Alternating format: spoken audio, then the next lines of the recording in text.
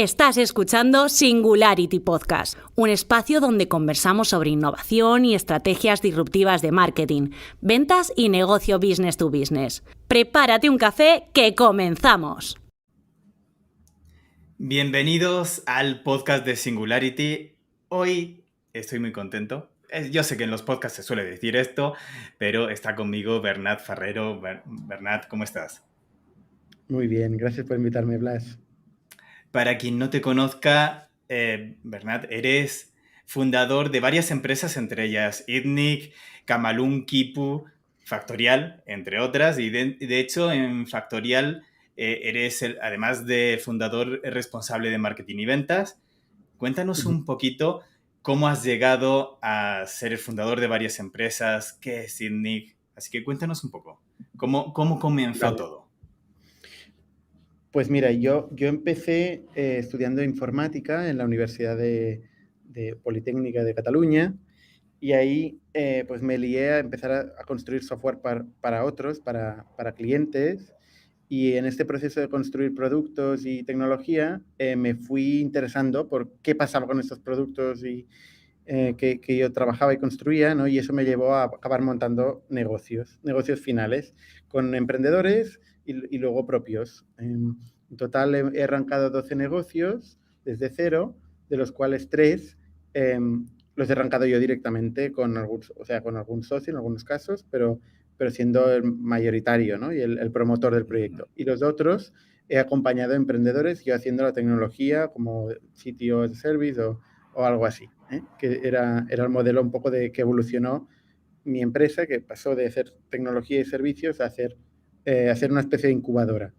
Y últimamente nos hemos ido centrando en estos 3 negocios que empezamos de cero, a operar estos negocios y hemos destinado los recursos que hemos generado vendiendo algunos de estos negocios que hemos ido acompañando a invertir en emprendedores, ¿vale? Y actualmente, pues, ITNIC, aunque mucha gente piensa que es un podcast, en realidad es una holding, es en la propietaria de 3 compañías, que son Factorial, Kipu y Camalún, y además tiene un pequeño vehículo de inversión que ha invertido en 12 compañías más de distinta índole y que sigue invirtiendo, interesada en invertir en las primerísimas etapas de los emprendedores. Emprendedores, sobre todo, que tienen capacidad de construir productos, que al final es lo que nosotros podemos valorar, productos digitales, especialmente en lo que es B2B SaaS, que es nuestra especialidad, donde yo dedico todo mi día a pensar sobre B2B SaaS, con lo cual también es donde puedo aportar más valor y tengo también más capacidad de proyectar las ideas que me están contando. En otros ámbitos igual tengo menos experiencia y tengo menos capacidad de proyectar. Entonces, mi día de hoy es llevar marketing y ventas y, de hecho, y recursos humanos, en el caso de Factorial, que es un equipo en total de unas 470 personas. En Factorial en total somos 700 y pico, pero yo particularmente llevo 470, que son estos 3 equipos que te comento. De hecho, casi 800 personas en el equipo y justo en los 2 últimos años ha sido cuando ha habido un mayor crecimiento, más de 566% de crecimiento según LinkedIn. Y en 2019, si no recuerdo mal, hiciste en facturación 10x, como una empresa que de reciente creación, porque creo que Factorial nació en 2016, si no me equivoco, ¿verdad? ¿Cómo es posible el crecimiento? Final del 2016. Final del 2016. Como una empresa pequeña de Barcelona que genera un software, llega a 9 países. ¿Estás ahora en 9 países o en cuántos países está actualmente Factorial? En 9 países, efectivamente. Pues mira, al final, como cualquier empresa puede llegar ahí donde quiera. El tema es cómo se plantea la oportunidad, el proyecto, el plan, cómo se dimensiona según los recursos que hagan falta y luego cómo se ejecuta, que normalmente es donde todo el mundo se la pega. Nosotros empezamos 3 años, un poco una travesía en el desierto, una búsqueda de nuestro modelo de negocio, empezando muy centrados en producto, un producto que en aquel momento solucionaba la gestión del tiempo, pero ya con vías y visión de ser un producto horizontal, acabar siendo un producto horizontal para la pequeña y mediana empresa que gestiona a las personas, que ayuda a las empresas a gestionar a sus personas y da acceso a automatizar, digitalizar y automatizar todos los procesos que tienen que ver con la gestión del empleado, desde los más aburridos y más hard, como son la contratación, el pago de nóminas, ¿no? La gestión del control horario y tal, hasta los más soft, como son la evaluación y el desempeño, la gestión de los planes de carrera, el feedback, la selección, ¿no? O sea, al final todo lo que tiene que ver con procesos de gestión de personas, nosotros llevamos a la conclusión de que podemos automatizar lo máximo posible, casi como programar estos procesos dentro de la plataforma para que las personas implicadas estén conectadas y vayan recibiendo notificaciones. Oye, te toca hacer esto, tienes que subir este documento, tienes que tal, ¿sabes? Lo programas una vez y pasa N veces. Y luego esto lo que hace es generar una fuente de verdad para la empresa que puede en todo momento, cualquier manager, cualquier decision maker, buscar, oye, este equipo, ¿quién ha conseguido el objetivo? ¿Cuánto le hemos pagado variable? ¿Cuánto tiempo ha pasado desde que se ha cambiado de posición esta persona o esta otra persona? ¿No? Poder agregar datos, poder ver exactamente lo que está pasando en la empresa.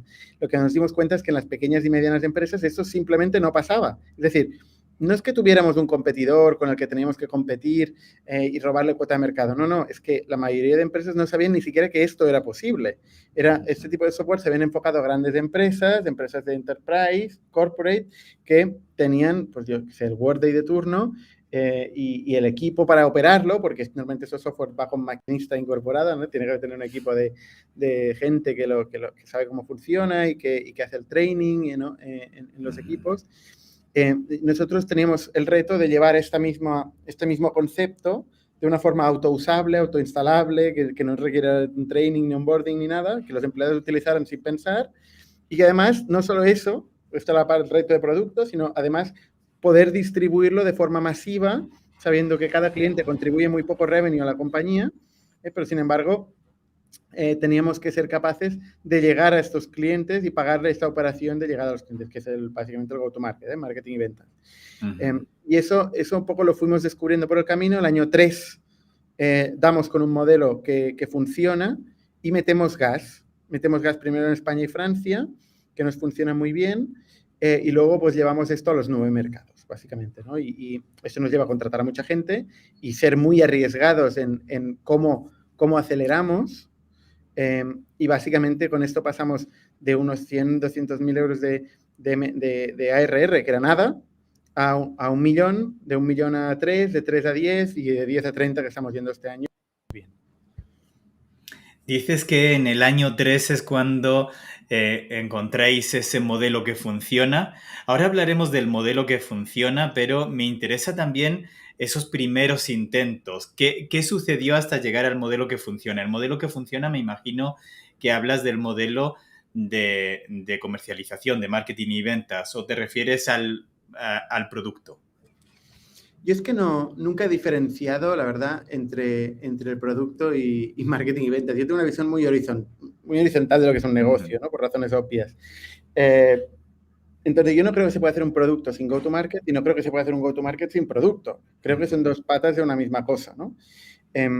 Entonces, el problema que tuvimos en las primeras etapas de Factorial era que no encontrábamos este producto, mercado, monetización, o sea, producto, mercado, negocio, que tuviera sentido para meterle recursos, ¿no? Y poderlo escalar de forma exponencial, ¿no? Entonces, básicamente lo que más nos preocupaba era encontrar una forma de monetizar que no generara fricción a la adopción. Precisamente porque nuestro gran reto es la distribución masiva, veíamos que si cobramos por el producto desde el minuto 1, entraríamos en un círculo donde sería muy caro adquirir tráfico, usuarios, convertirlos, y no escalaríamos. Entonces, al principio veíamos muy claro que tenía que ser gratuito el producto. Pero luego descubrimos que por el hecho de ser gratuito, el producto, captábamos a mucha gente, pero igual gente que luego no sería los que valorarían más nuestro servicio, ¿no? Sino sería gente que nos veía como algo muy un parche, ¿no? Temporal, pero igual no consideraban seriamente el uso de nuestro producto. Y además, evidentemente nos teníamos que ganar la vida de alguna forma, y nuestra forma de ganarnos la vida era por vía de ofrecer beneficios a empleados, intermediar los beneficios de empleados primero y luego el payroll, que son negocios que nosotros no controlamos tanto, que son más intensivos en operación y nosotros somos más de software.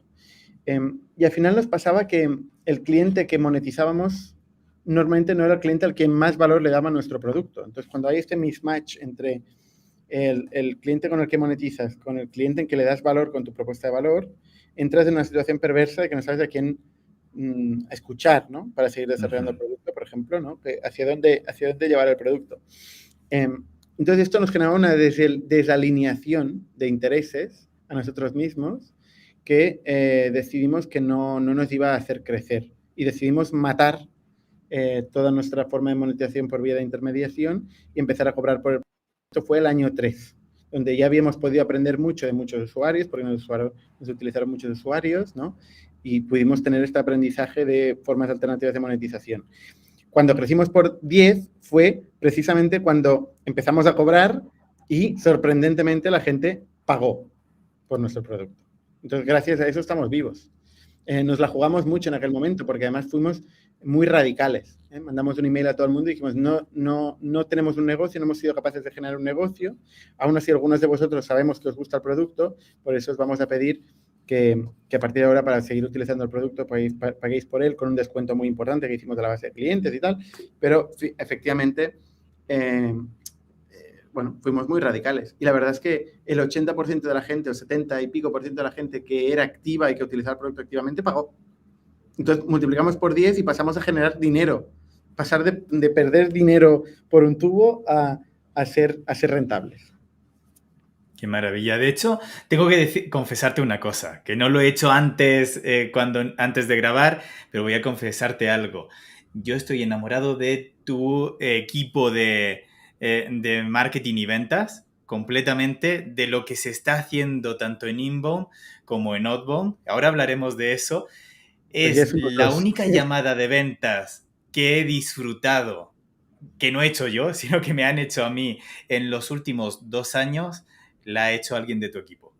Que justo la semana pasada me llamaron y es la primera llamada de ventas que disfruto, porque el vendedor sabía cosas sobre mí, había hecho investigación, pero antes de ir a las llamadas, ¿cómo se construye el equipo de ventas, el equipo de marketing y ventas? ¿Cómo se construye en Factorial hasta llegar hasta donde está ahora, que me consta que es un equipo grande?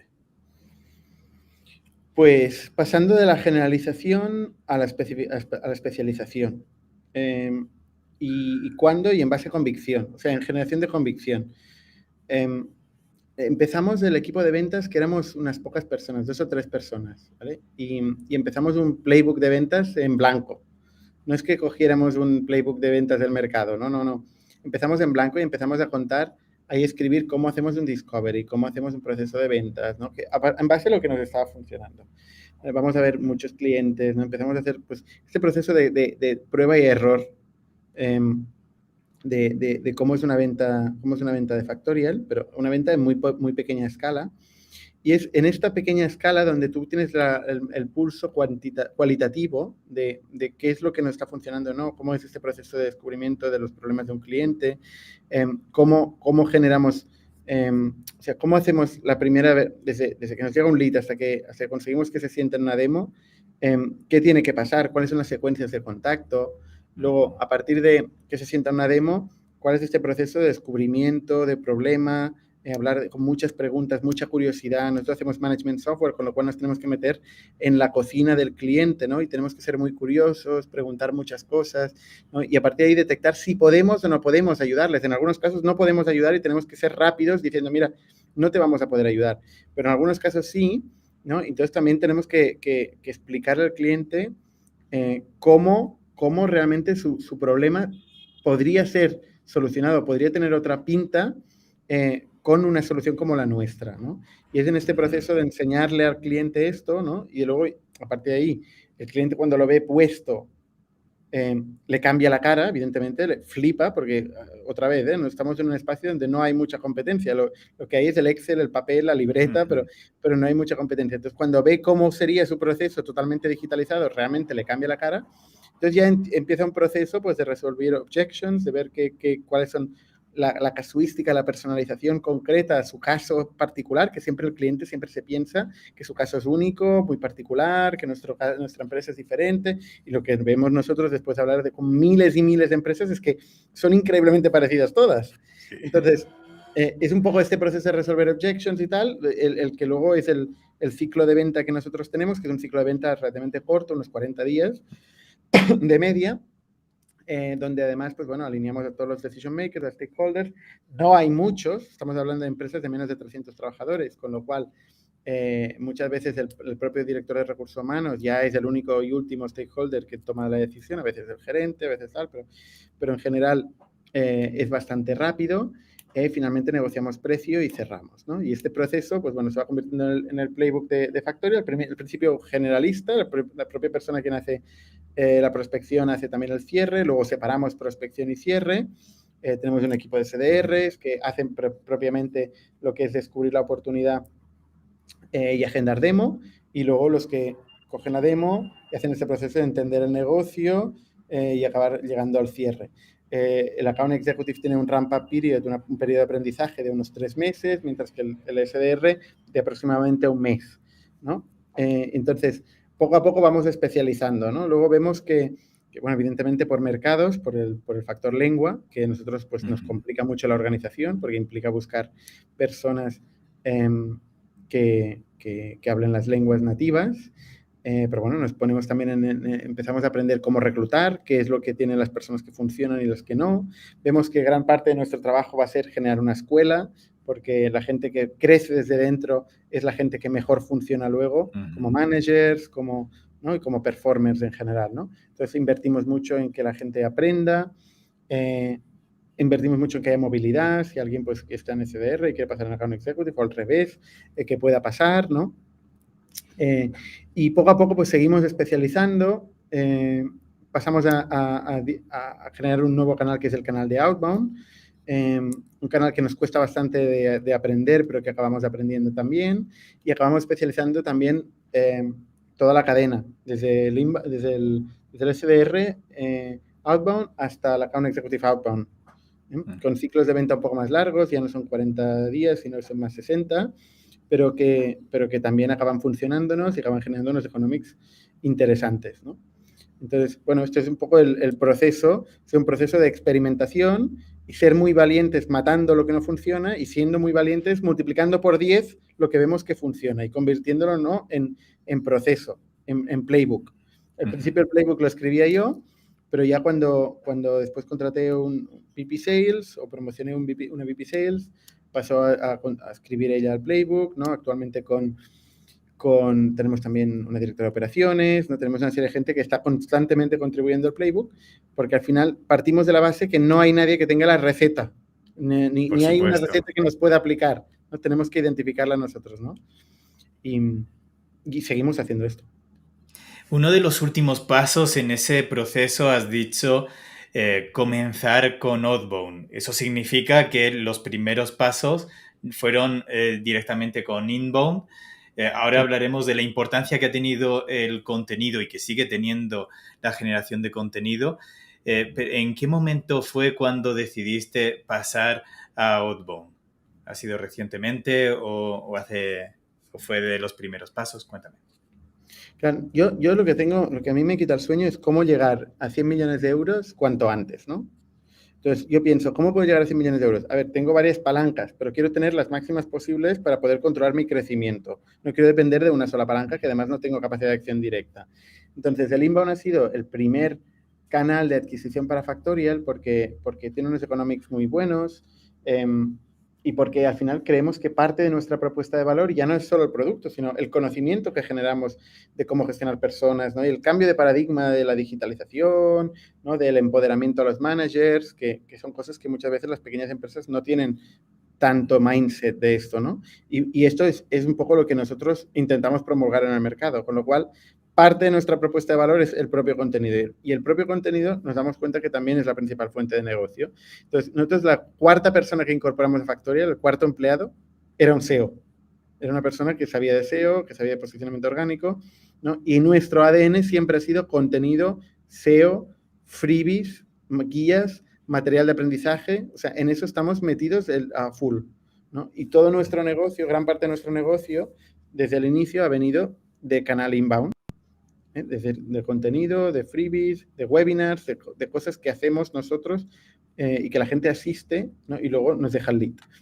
Pero a cierto punto, y viendo las expectativas que nosotros nos autoimponíamos de crecimiento, decidimos arrancar otros canales de adquisición.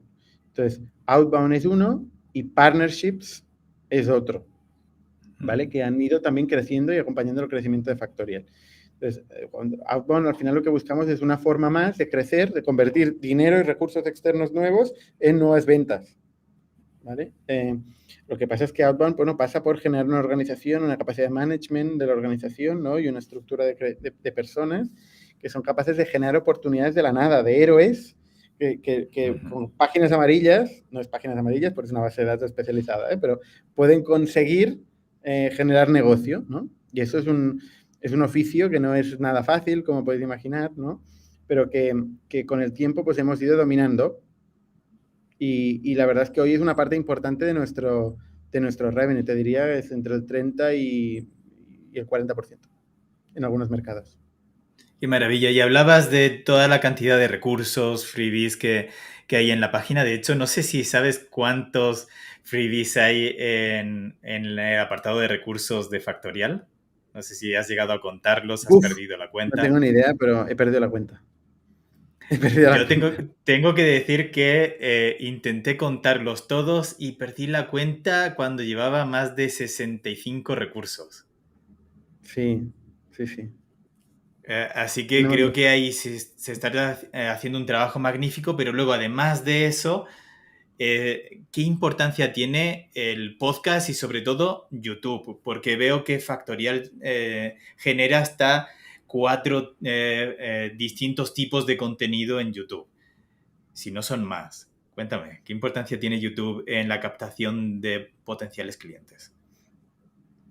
Pues mira, es una cosa que no hemos conseguido medir muy bien.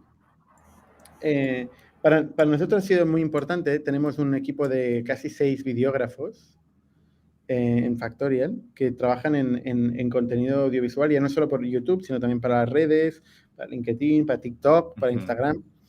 Pero la verdad es que no hemos sido capaces ni de crecer al mismo ritmo que en otros canales hasta el día de hoy, aunque sí que tenemos mucha audiencia y audiencia muy cualificada, tanto de clientes como de prospects que siguen nuestro contenido, pero tampoco hemos sido capaces de medir exactamente con un last click, una atribución directa de esta persona ha visto este vídeo, ha clicado y se ha hecho sign up, ¿no? Tampoco es la intención. Esto trabaja un poco la capa más arriba del funnel, de awareness, y hay gente que le llama branding, awareness.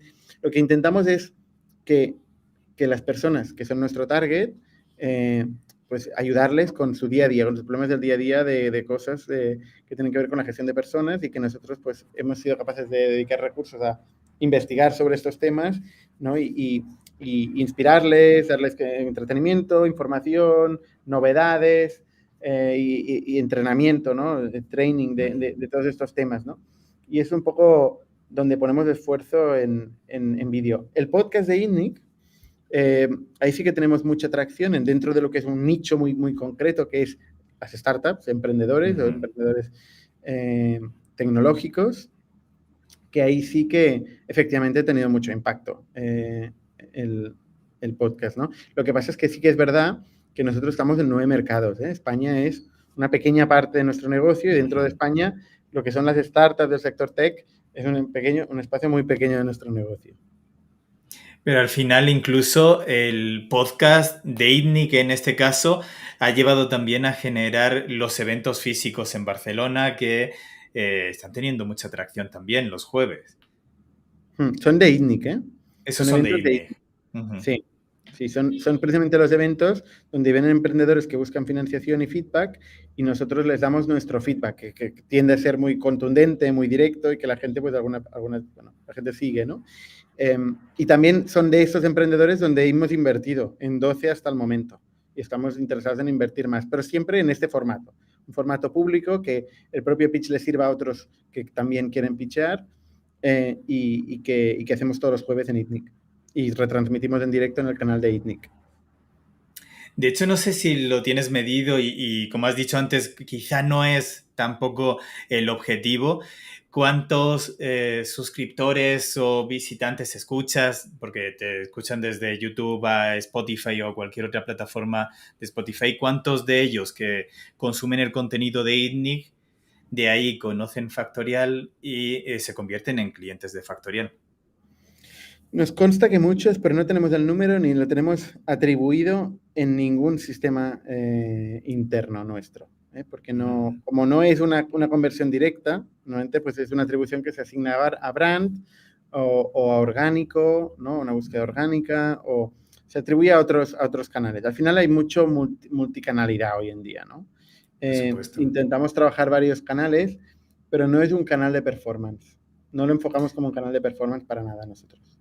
Sí, claro, además en B2B es muy difícil decir este es un canal de performance porque puede ser que consigas un potencial cliente que aunque tenga la necesidad actual no sea el timing correcto o incluso no conozca todavía el producto, no tenga la confianza como para decir sí es lo que necesito, porque al final estás en un mercado que tú lo decías hace un momento, que compites contra Excel. Eso significa que en realidad la mayoría de tus clientes, aunque tienen la necesidad, no tienen el deseo de comprar el software porque desconocen que existe. A pesar de que existen otras opciones en el mercado, no completas como es el caso de Factorial, pero no sé si en algún momento eso ha jugado en contra o ha sido algo que ha jugado a favor, el hecho de que la gran mayoría de empresas no estén mirando todavía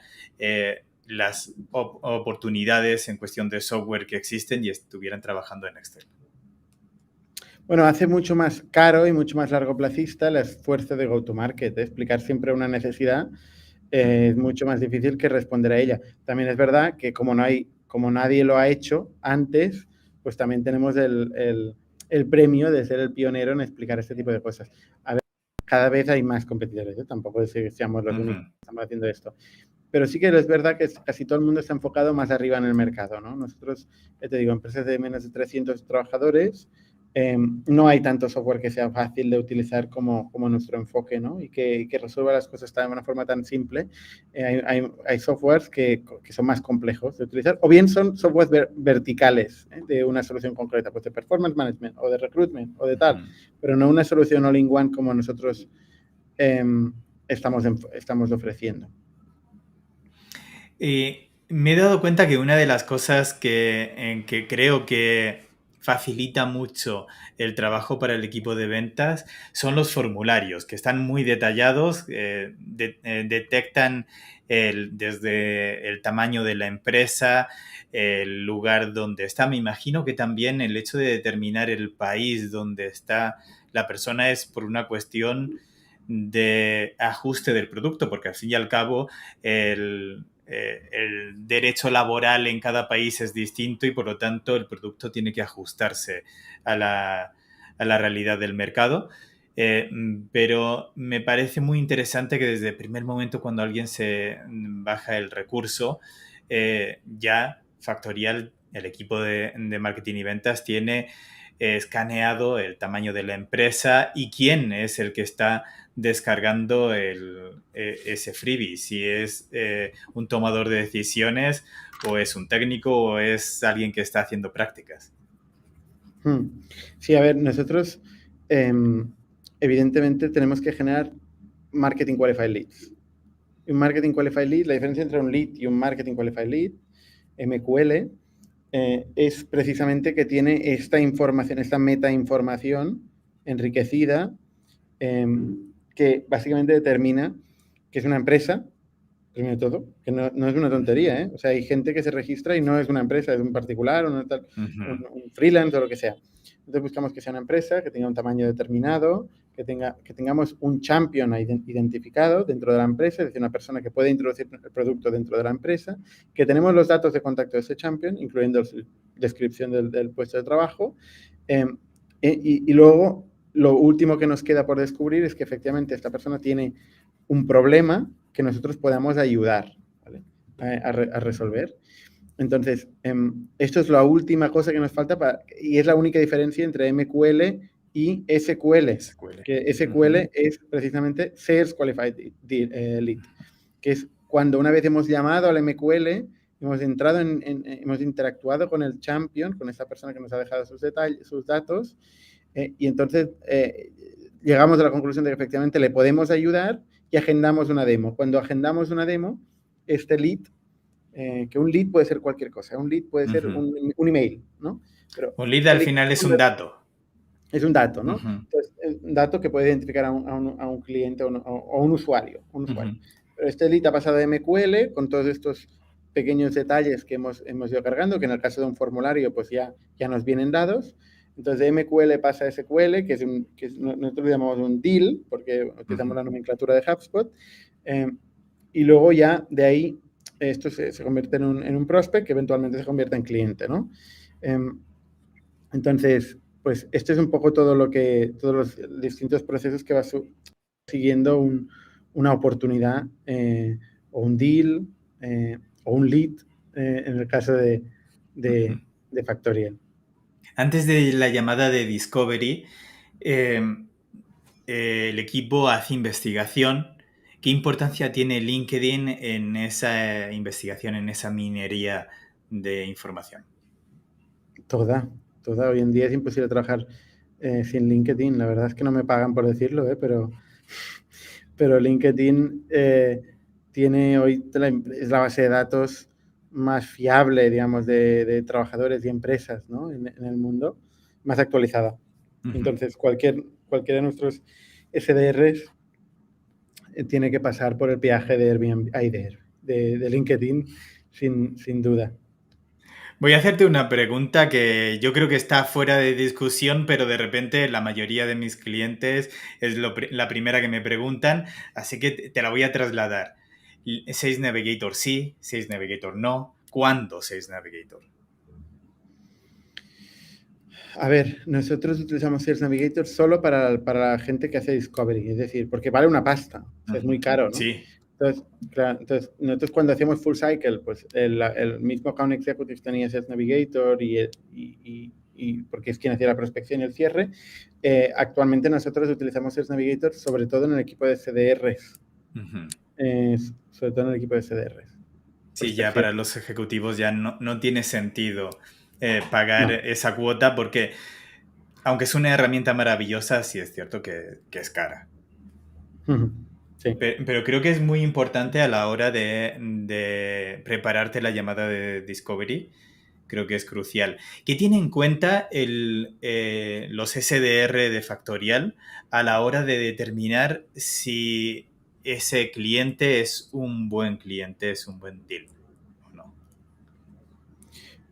A ver, simplemente determinan si es o no es un deal.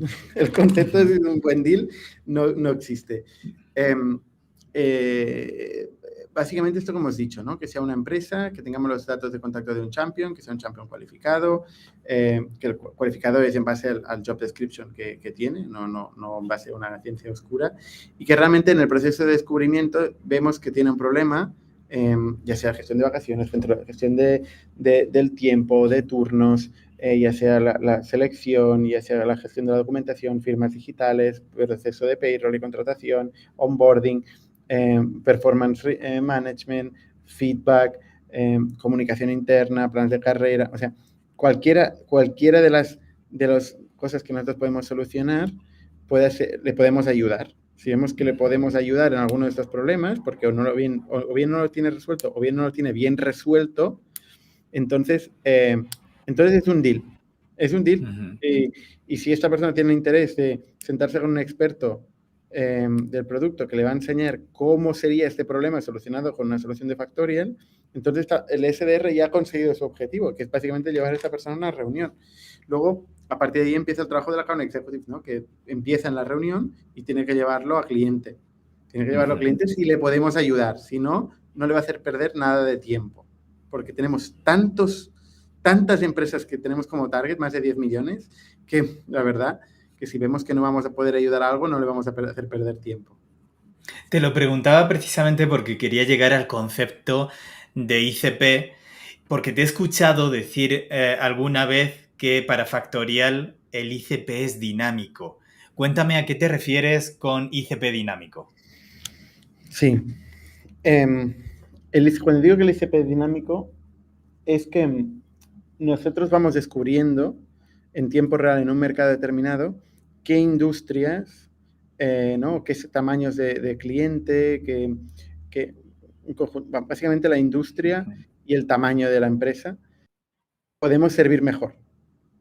Entonces, esta información que la vamos viendo a medida que vamos llamando a empresas, ¿no? Y vamos cerrando, esta misma información luego nos genera dos cosas. Una, un input importantísimo para marketing, para escribir más contenido para este tipo de empresas, ¿no? Y con lo cual generar más demanda de este ICP concreto. Y luego, y lo más directo, para hacer las listas de outbound en el caso de la fuerza de outbound, ¿no? O sea, tenemos un equipo de base de datos que son los que hacen las listas para que luego los SDRs de outbound les puedan llamar. Este equipo de base de datos coge la experiencia de lo que está funcionando, sectores y tamaños en cada uno de los mercados, que va cambiando cada día porque vamos desarrollando el producto y vamos enableando nuevas cosas que antes no servíamos. Entonces, esto mismo les sirve para generar las listas que luego los SDRs utilizan para llamar. ¿Vale? Entonces, en ese sentido, nuestro Ideal Customer Profile se va redefiniendo. No es aquello que yo hice un día un PowerPoint, se lo presente a todo el mundo. Mira, esa es la pinta que tiene nuestro cliente ideal. No, porque va cambiando. Vamos aprendiendo, va cambiando. Entonces, ni yo sé ahora mismo en Italia cuál es nuestro ICP. No lo sé. Genial. Para ir cerrando, porque al final todo lo que comienza tiene un final y nos hemos comprometido a estar unos 40 minutos aproximadamente, quería preguntarte, además de el podcast de ITNIC, evidentemente, y el de Factorial, ¿qué podcast sueles escuchar? Pues mira, yo escucho un podcast que se llama All In Podcast, que es un poco chorra, pero bueno, son 4 billionaires de Silicon Valley que explican sus batallitas y su visión de la economía y se pelean sobre política y tal, pero aparte de todo eso, también hablan de experiencias de su día a día invirtiendo en startups, ¿no? Y han sido previamente operadores, ¿no? Personas que han trabajado dentro de startups, ¿no? Y tienen una experiencia interesante.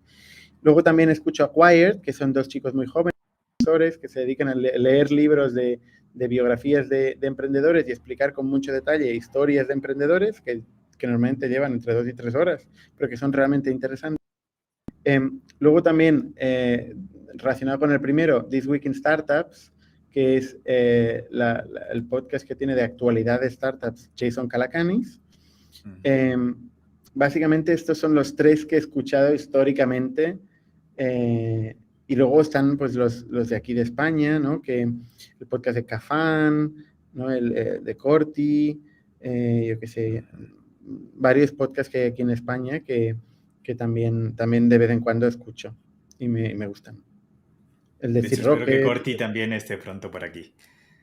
Muy bien. Bien, y sobre libros, ¿qué libro estás leyendo ahora? Yo sé que sueles leer varios libros o incluso decirle a tu socio que sea él, a Jordi Romero, que sea él el que los lea. Te he escuchado decirlo alguna vez en el podcast, pero si ahora mismo no sé si estás leyendo algún libro o no. Yo la verdad es que no leo tan rápido como Romero. Romero lee muy rápido, entonces muchas veces casi va mejor que me lo explique él que no que me lo lea. Pero sí que me gustan las biografías. Yo me he leído muchos libros de biografías, yo qué sé, de Warren Buffett, de Jeff Bezos, de Elon Musk, pero también de, yo qué sé, Walt Disney, o Robert Iger, o yo qué sé, el de Nike, ¿no? Son estas biografías. También me he leído la de Walmart, que me parece interesantísimo como experiencia, ¿no? A mí no me gusta leer los libros de negocio, me aburren profundamente, no me interesan las recetas en general, pero sí que me gusta ver la receta concreta que a alguien le ha funcionado en su contexto y en su historia, ¿no? Eso me encanta y me inspira. Pero en general, hace esto para hacer no sé qué, no me interesa porque sé que esto no funciona para nada. Y además de no funcionar es que suelen ser papel mojado muy fácilmente, porque desde que se crea el concepto, se crea esa receta, se pone sobre papel y se distribuye el libro, ha pasado mucho tiempo y el mercado no es estático. Así que Claro. las recetas suelen quedarse en papel mojado muy pronto. Y ya para terminar, ¿qué pregunta te hubiera gustado que te hubiera hecho y no te he hecho? Pues no, ninguna en particular. Ninguna en particular, las que me has dicho, muy relacionadas con el proceso de ventas, que entiendo que es un poco pues, tu campo. Pues son preguntas bastante pertinentes. No se puede estar horas hablando de ventas. Sí, por supuesto. Pues nada más, voy a dejar evidentemente todos los enlaces, tanto para el podcast de ITNIC, Factorial, incluso para algunos recursos de Factorial que considero que deberían ser leídos por todos los empresarios, emprendedores y por directores de recursos humanos, aunque creo que directores de recursos humanos no nos van a escuchar muchos, pero espero que este episodio sí. Yo tengo que decir que Factorial ha despertado en mí una faceta que estaba dormida desde la universidad. Yo estudié en su momento un máster en gestión de recursos humanos que no sabía si iba a utilizar o no, nunca lo he utilizado, pero el contenido de Factorial ha despertado esa historia pasada. Así que nada, Bernat, muchas gracias. No sé si quieres agregar algo más, pero por mi parte quiero decir que lo he disfrutado. Creo que este es un podcast para coger papel y lápiz. Así que, de verdad, muchas gracias, Bernat. Gracias a ti, Blas. Y solo añadir que si alguien de la audiencia no es un director de recursos humanos, pero conoce a un director de recursos humanos, nosotros estamos encantados de hablar con ellos y ver si podemos ayudarles. Así es. De hecho, tengo que decirte que todos mis clientes en algún momento, más tarde o más temprano, te conocen porque pongo como ejemplo lo que estáis haciendo vosotros. Así que en todo momento mis clientes te conocen y espero que algunos de mis clientes se conviertan también en tus clientes. Genial. Fantástico. Muchas gracias y para todos nos vemos la próxima semana. Un fuerte abrazo. Gracias por haber llegado hasta aquí. Si quieres seguir aprendiendo a reinventar tu negocio, entra a singularity.com, donde encontrarás recursos gratuitos de aplicación inmediata y las grabaciones de episodios anteriores. Nos vemos en el próximo episodio.